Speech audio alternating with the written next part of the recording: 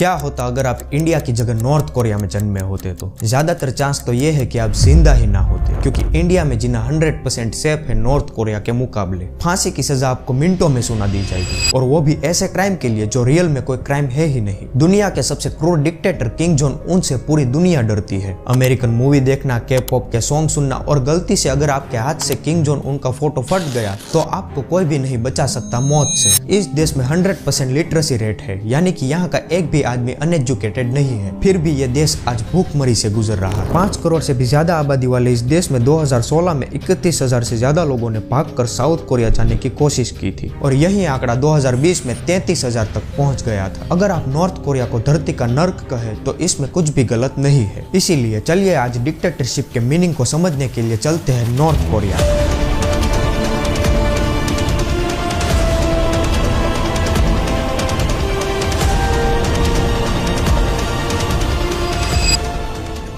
देखिए, king Jong Un जो है वो अपने देश को दुनिया से अलग रखना चाहता है, इसीलिए वो खुद भी नॉर्थ कोरिया से 3 ही बार बाहर गया है। देश के लोग भूखे मर रहे हैं, लेकिन ये आदमी करोड़ों रुपए खर्च कर देता है अपने शौक पूरे करने के लिए। नॉर्थ कोरिया में लोगों को इंटरनेट यूज करने की परमिशन नहीं है, और इस देश में फ्रीडम ऑफ स्पीच जैसी कोई भी चीज एग्जिस्ट ही नहीं करती। अगर आपने सरकार के खिलाफ आवाज उठाया या सरकार के नियमों को मानने से इनकार कर दिया तो आप खुद भी अपनी जान को नहीं बचा सकते। 2015 में नॉर्थ कोरिया के डिफेंस मिनिस्टर 75 से 80 घंटे काम करने के बाद किंग जोंग उनकी एक रैली में उनके साइड में खड़े हुए थे। डिफेंस मिनिस्टर को थोड़ी सी नींद आ जाती है, लेकिन जैसे ही किंग जोंग उनकी नजर उन पर पड़ती है वो तुरंत ही अपने ऑफिसर्स को गोली चलाने का ऑर्डर दे देता है। और ये तो कुछ भी नहीं है, एक बार एक लड़के ने किंग जोंग उन जैसी हेयर स्टाइल करवा ली और उससे मिलने के लिए रैली में चला गया। किंग जोंग उन ने तुरंत ही उस बच्चे को पकड़ लिया और उसके सर से सारे बाल निकाल दिए। उसके बाद उस बच्चे को फांसी पर चढ़ा दिया गया। नॉर्थ कोरिया में लोगों को 365 दिन काम करना पड़ता है, लेकिन सैलरी उनको 6 दिन की ही मिलती है। बाकी का 1 दिन सरकार के लिए काम करना है। किंग जोंग उन खुद को भगवान ही समझता है। उसने अपने पापा और दादा दोनों की बॉडी को प्रिजर्व करके रखा है वहाँ के एक म्यूजियम में, क्योंकि उसे लगता है कि आने वाले टाइम में टेक्नोलॉजी इतनी एडवांस हो जाएगी जिससे मरे हुए आदमी को भी जिंदा किया जा सकेगा। किंग जोंग उन इतना गर्म दिमाग का है कि उसने अमेरिका को एक बार खुलेआम कह दिया था